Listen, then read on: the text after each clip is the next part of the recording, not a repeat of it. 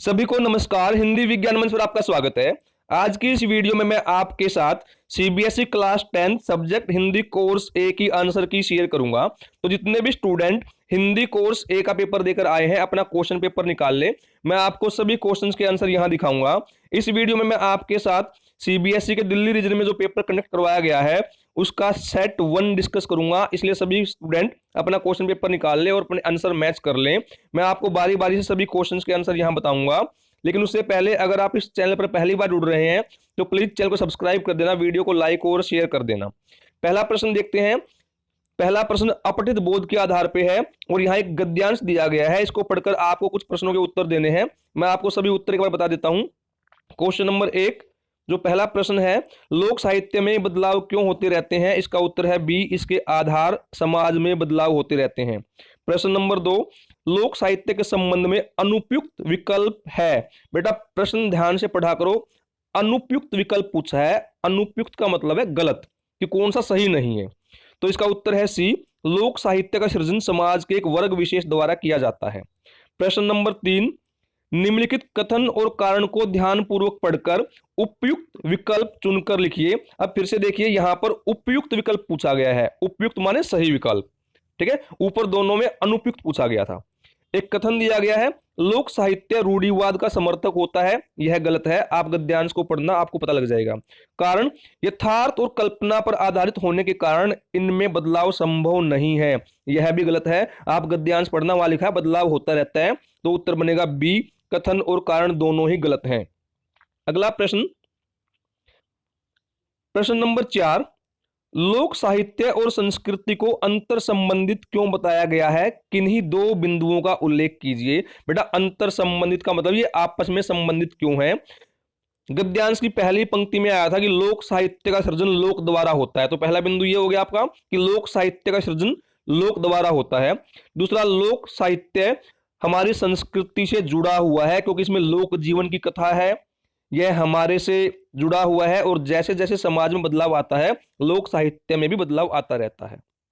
प्रश्न नंबर 5, लोक साहित्य सृजक अन्य साहित्य सृजकों से भिन्न कैसे होते हैं, किन्हीं दो बिंदुओं का उल्लेख कीजिए। बेटा इस गद्यांश के अंतिम पद में आप इसका उत्तर देख पाएंगे। मैं आपको दिखा देता हूं कि जो लोक साहित्य सृजक होते हैं वो लोक साहित्य सृजक आत्म प्रचार से दूर रहने की कोशिश करते हैं, मतलब वे आत्म प्रचार, अपना प्रचार नहीं करते।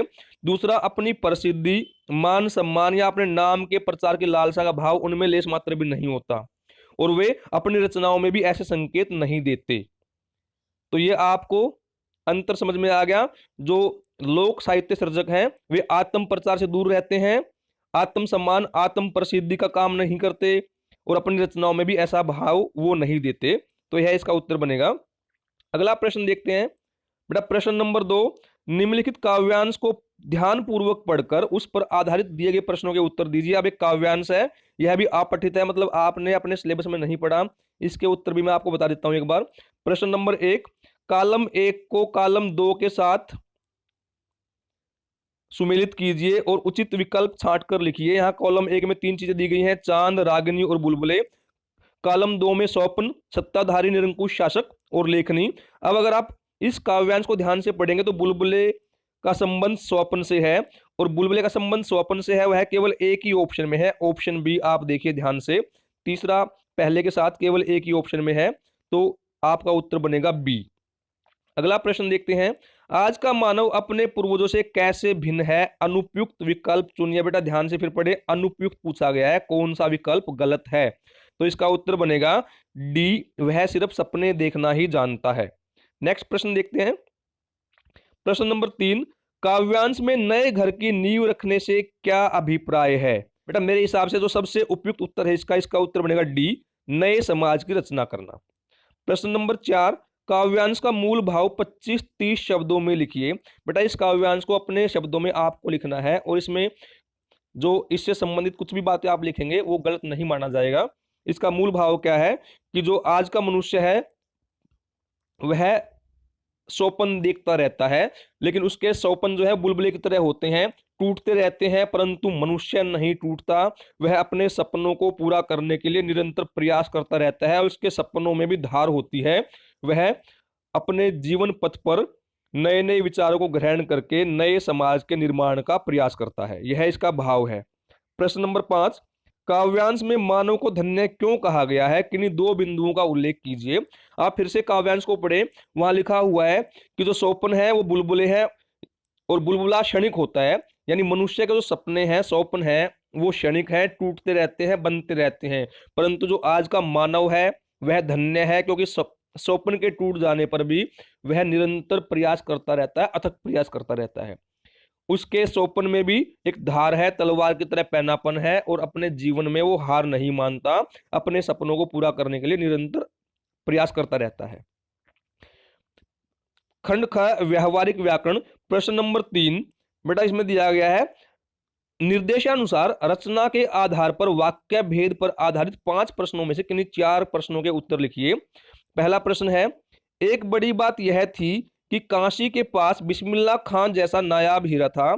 इसको आपको संयुक्त वाक्य में बदलना है। और बेटा जब मैंने क्लास ली थी आपको बताया था संयुक्त वाक्य बनाने के लिए हमें 2 सरल वाक्य चाहिए, और उन 2 सरल वाक्यों को आपको योजक शब्द द्वारा जोड़ना होता है। तो यहां पर देखिए इसमें 2 सरल वाक्य बनेंगे। एक बड़ी बात यह है, यहां तक ले लेंगे, और दूसरा काशी के पास, इससे बनाएंगे। तो हमारा उत्तर क्या बनेगा अब, काशी के पास बिस्मिल्लाह खां जैसा नायाब हीरा था और यह एक बड़ी बात थी, आपका उत्तर बनेगा। मैं रिपीट कर देता हूं, यहां से काशी के पास बिस्मिल्लाह खां जैसा एक नायाब हीरा था और यह एक बड़ी बात थी, और एक योजक शब्द आ जाएगा। ठीक है, तो आपका उत्तर समझ में आ गया। अब प्रश्न नंबर 2 देखते हैं। प्रश्न नंबर 2, परंपरा को ज्यों का त्यों स्वीकार नहीं करना इस लेख की विशेषता है। आपको करना क्या है, मिश्र वाक्य में बदलना है। मिश्र वाक्य में एक उपवाक्य दूसरे वाक्य पे आश्रित होता है, तो हमें एक को आश्रित करना है। तो हम अपना उत्तर कैसे लिखेंगे, हम उत्तर लिखेंगे, इस लेख की विशेषता है कि यह परंपरा को ज्यों का त्यों स्वीकार नहीं करता। रिपीट कर देता हूं, इस लेख की विशेषता है कि यह परंपरा को ज्यों का त्यों स्वीकार नहीं करता। प्रश्न नंबर 3, आज से 2500 वर्ष पूर्व सिद्धार्थ ने ग्रह त्याग किया था।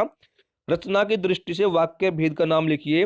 बिल्कुल सरल प्रश्न है और उत्तर भी आपका है सरल वाक्य, जिसमें केवल एक ही उद्देश्य है, तो इसका उत्तर है सरल वाक्य। प्रश्न नंबर 4, जहां तुम्हारा घर है वहीं पास में मेरा भी घर है। आश्रित उपवाक्य छाट कर उसका भेद भी लिखिए। अब मैंने अभी थोड़ी देर पहले आपको बताया था कि मिश्रित वाक्य में एक वाक्य दूसरे पर आश्रित होता है, तो यहां पर वहीं पास में मेरा भी घर है, यह आश्रित उपवाक्य है और इसका प्रकार है विशेषण उपवाक्य। विशेषण है बेटा, ये विशेषण कैसे है कि जो जहां तुम्हारा घर है उसकी विशेषता बता दी कि वहीं पास में मेरा भी घर है, तो यह विशेषण आश्रित उपवाक्य है। प्रश्न नंबर 5, वह असहयोग आंदोलन से प्रभावित हुए और उन्होंने सरकारी नौकरी से त्यागपत्र दे दिया। सरल वाक्य में बदलिए। यहां पर आप देखिए और योजक शब्द है, आपको इस योजक शब्द को हटाना है, वाक्य सरल बन जाएगा। उसको हटाने का तरीका क्या है, आप लिखेंगे असहयोग आंदोलन से प्रभावित होकर उन्होंने सरकारी नौकरी से त्यागपत्र दे दिया। वह हटा दिया और हटा दिया, हुए हटा दिया, कि असहयोग आंदोलन से प्रभावित होकर उन्होंने सरकारी नौकरी से त्यागपत्र दे दिया। ठीक है, तो आपका उत्तर बन जाएगा, आप अपना आंसर मैच कर लें। अगला प्रश्न देखते हैं, प्रश्न नंबर 4, निर्देशानुसार वाच्य पर आधारित 5 प्रश्नों में से किन्हीं 4 प्रश्नों के उत्तर लिखिए। प्रश्न नंबर 1, चलो अब चला जाए। वाच्य पहचान कर वाच्य का भेद लिखिए। बेटा मैंने आपको क्लास में बताया था कि जिस वाक्य में क्रिया अकर्मक होती है, अकर्मक क्रिया है, तो वहां भाववाच्य होता है। और अकर्मक क्रिया की क्या पहचान है वह भी मैंने आपको बताई थी। अकर्मक क्रिया वह क्रिया होती है जिसमें कर्म नहीं होता। उसको पहचानने के लिए आपको क्रिया पर क्या या किसको प्रश्न करना होता है, क्या किसको। अगर आपको इसका उत्तर मिल जाता क्या का या किसको का, तो आपकी क्रिया सकर्मक है, नहीं तो अकर्मक है। अब आप इस पे प्रश्न करें क्या चलना, क्या उत्तर मिलेगा, नहीं मिलेगा। इसका मतलब यहाँ पर क्रिया कौन सी है, अकर्मक है। और जब भी अकर्मक क्रिया आएगी आपका जो वाच्य होता है वो हमेशा भाववाच्य होता है। तो पहले का उत्तर है भाववाच्य, तो आपको आंसर भाववाच्य देना था। प्रश्न नंबर 2, डॉक्टर साहब द्वारा मन्नू की प्रशंसा की गई। कृत्रिवाच्य में बदलिए। बेटा कृत्रिवाच्य में मैंने उस दिन जब पेपर कराए थे आपको तभी बताया था कि कृत्रिवाच्य में कर्ता के साथ या तो ने विभक्ति होती है या कोई भी विभक्ति नहीं होती। तो अब अगर हम ने विभक्ति लगा दें तो क्या कहेंगे, डॉक्टर साहब ने मन्नू की प्रशंसा की, आपका उत्तर बन जाएगा। या तो ने विभक्ति लगती है या कोई विभक्ति नहीं होती, तो उत्तर बनेगा डॉक्टर साहब ने, दोबारा को हटा देंगे, मन्नू की प्रशंसा की। प्रश्न नंबर 3, कविता प्रकृति की सुंदरता को प्रकट करती है, कर्मवाच्य में बदलिए। बेटा कर्मवाच्य बनाने के लिए आपको कर्ता के साथ द्वारा लगाना पड़ता है या से द्वारा या के द्वारा लगाना पड़ता है, तो द्वारा हमें इसमें जोड़ना है। तो उत्तर क्या बनेगा हमारा, कविता द्वारा प्रकृति की सुंदरता प्रकट की गई। समझ में आ गई बात, कविता द्वारा प्रकृति की सुंदरता प्रकट की गई। अगला प्रश्न देखते हैं, प्रश्न नंबर 4, जिस वाक्य में क्रिया का केंद्र बिंदु भाव हो उसमें कौन सा वाच्य होता है। सबसे सरल प्रश्न है बेटा, केंद्र बिंदु भाव। जिस वाक्य में केंद्र बिंदु भाव होता है वह भाववाच्य होता है, आपको भाववाच्य उत्तर देना था। प्रश्न नंबर 5, लेखिका शाम होने पर घर लौटी, अब कर्मवाच्य में आपको बदलना है। तो बेटा मैंने बताया था आपको, जब कर्मवाच्य बनाते हैं तो हमें कर्ता के साथ द्वारा लगाना पड़ता है, तो यहां भी द्वारा लगाएंगे, लेखिका द्वारा शाम होने पर घर लौटा गया, आपका उत्तर बन जाएगा। ठीक है, तो आपने शायद यही उत्तर दिए होंगे। अगला प्रश्न देखते हैं, प्रश्न नंबर 5, निर्देशानुसार पद परिचय पर आधारित 5 प्रश्नों में से किन्हीं 4 प्रश्नों के रेखांकित पदों का पद परिचय दीजिए। जिन शब्दों के नीचे लाइन लगाई गई है, रेखांकन किया गया है, आपको उनका पद परिचय देना है। तो पहला प्रश्न है, मध्य सप्तक से नीचे की ध्वनि को मंद सप्तक कहते हैं। बेटा मंद, तो इसका परिचय क्या दोगे, यह विशेषण है, विशेषण, ये विशेषता बता रहा है कि ये मंद सप्तक है भाई। ठीक है, एक वचन है। अगला प्रश्न देखते हैं, प्रश्न नंबर 2, साहसी युवती अभी बहुत कुछ कहना चाहती थी। बेटा युवती का पद परिचय देना है। अब युवती यहां पर है जातिवाचक संज्ञा, जातिवाचक संज्ञा। ठीक है, दूसरा युवती अकेली है तो एक वचन है, एक वचन। स्त्रीलिंग, स्त्रीलिंग, ये आपको पद परिचय देना था। वो कहना चाहती है यानी काम कर रही है तो वह कर्ता कारक है, कर्ता कारक, ये आपको उत्तर देना है बेटा अपना। ठीक है, अगला प्रश्न देखते हैं, प्रश्न नंबर 3, हालदार साहब पान के पैसे चुकाकर वहां आ बैठे, वहां, तो ये क्या है, ये है स्थानवाचक क्रिया विशेषण, स्थानवाचक, आपको ये उत्तर देना था, स्थानवाचक क्रिया विशेषण है, क्रिया विशेषण आप लिख लेंगे, आपने यही शायद उत्तर दिया होगा।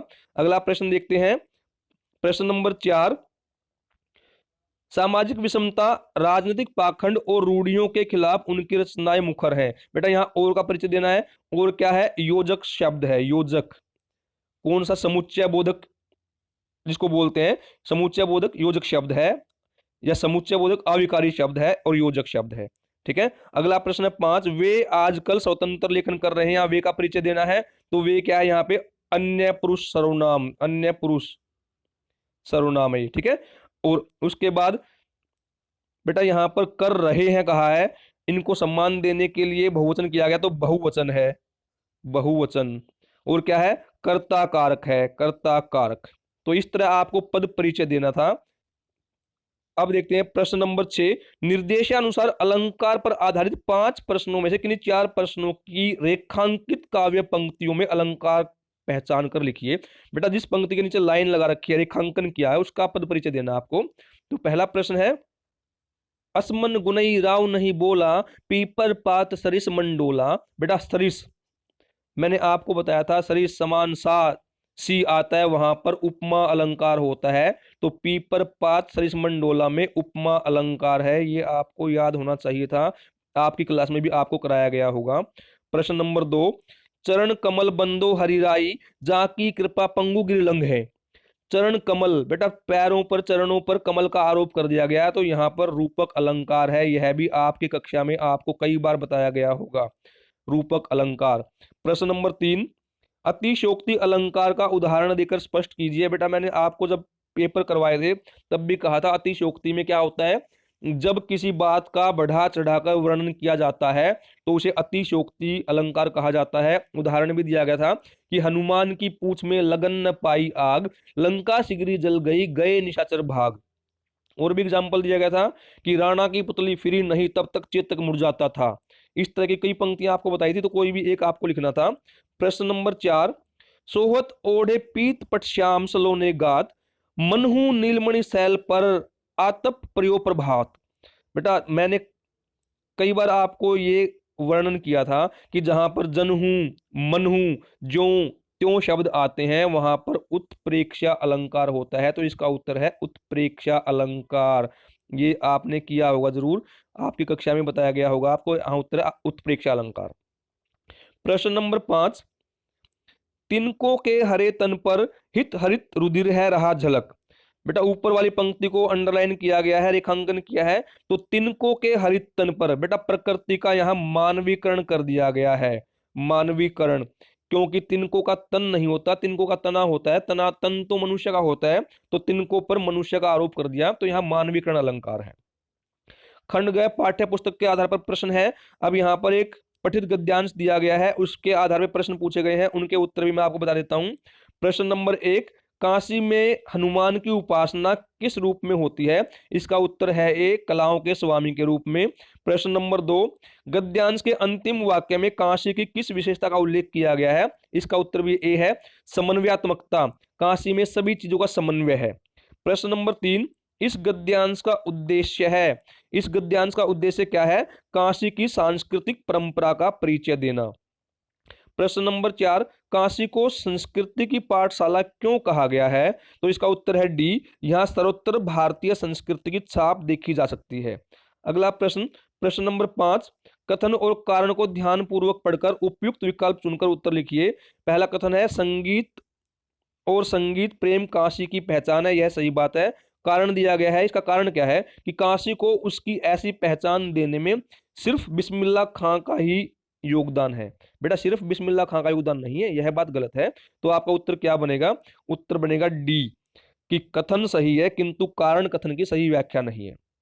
अगला प्रश्न देखते हैं, प्रश्न नंबर 8। बेटा यह पाठों के आधार पर प्रश्न पूछे गए थे। ये प्रश्न आपको आपकी जो किताब है उसमें मिल जाएंगे, हेल्प बुक में मिल जाएंगे, सहायक सामग्री में मिल जाएंगे, तो ये मैं नहीं कराऊंगा, ये आपको आराम से मिल जाएंगे। अगला प्रश्न देख लेते हैं, प्रश्न नंबर 9, पठित काव्यांश पर आधारित बहुविकल्पीय प्रश्नों के सर्वाधिक उपयुक्त उत्तर वाले विकल्प चुनकर लिखिए। अब यह राम लक्ष्मण परशुराम संवाद से एक पद्यांश दिया गया, काव्यांश दिया गया है। अब इसके प्रश्नों के उत्तर देख लेते हैं। बेटा पहला प्रश्न, परशुराम ने अपना परिचय क्या कहकर दिया? उसका उत्तर है, मैं अत्यंत उग्र स्वभाव का हूं। प्रश्न नंबर 2, पद्यांश में जड़ का अर्थ है। बेटा यहां इस पद्यांश के अनुसार मेरे हिसाब से इसका उत्तर मूल होना चाहिए कि मैं मूल रूप से ऋषि नहीं हूं, तुमने मेरे स्वभाव को नहीं पहचाना। तो मेरे अकॉर्डिंग सबसे उपयुक्त उत्तर मूल बनेगा इसका। अगला प्रश्न देखते हैं, प्रश्न नंबर 3, लक्ष्मण की वाणी कैसी थी? बेटा आपने बनेगा सी, व्यंग्यपूर्ण भयरहित। अगला प्रश्न, पद्यांश में बाल ब्रह्मचारी किसे कहा गया है? बेटा परशुराम जी ने स्वयं को बाल ब्रह्मचारी कहा था, तो उत्तर बन गया ए। प्रश्न नंबर 5, निम्नलिखित कथनों और कारण को ध्यान पूर्वक पढ़कर सही विकल्प चुनकर लिखिए। कथन है, लक्ष्मण का परशुराम के प्रति व्यवहार कोमलता से भरा एवं विनम्र था। बेटा विनम्र तो नहीं था, क्योंकि वे उन पे व्यंग्य कर रहे थे, कोमलता से भरा हुआ भी नहीं था, तो यह गलत हो गया। कारण, लक्ष्मण परशुराम के विचार, आचार और व्यक्तित्व से अत्यंत प्रभावित थे, यह भी गलत है। वह उनके बारे में ज्यादा कुछ नहीं जानते थे और ना ही उनसे प्रभावित थे। तो क्या आएगा? उत्तर बनेगा बी, कथन और कारण दोनों गलत है। तो अब इसके बाद प्रश्न नंबर 10। बेटा ये आपके काव्य खंड से प्रश्न पूछे गए हैं, इनके उत्तर आप देख लेंगे, आपकी बुक्स में मिल जाएंगे। और बाकी जो प्रश्न है ये आपको डिटेल में करने हैं, तो बेटा इनके लिए या तो कहोगे तो अलग से वीडियो डाल दूंगा, वरना आप अपने हेल्प बुक से इनके उत्तर देख लेंगे। ये आपकी लेखन क्षमता पर निर्भर करता है, आप कितना अच्छा इन्हें लिख पाते हैं। मैंने सभी एमसीक्यूज के उत्तर आपके साथ शेयर कर दिए हैं। अगर जानकारी पसंद आए तो प्लीज चैनल को सब्सक्राइब कर देना और इस वीडियो को अपने उन सभी दोस्तों से शेयर कर दो जो हिंदी कोर्स ए का पेपर देकर आए हैं।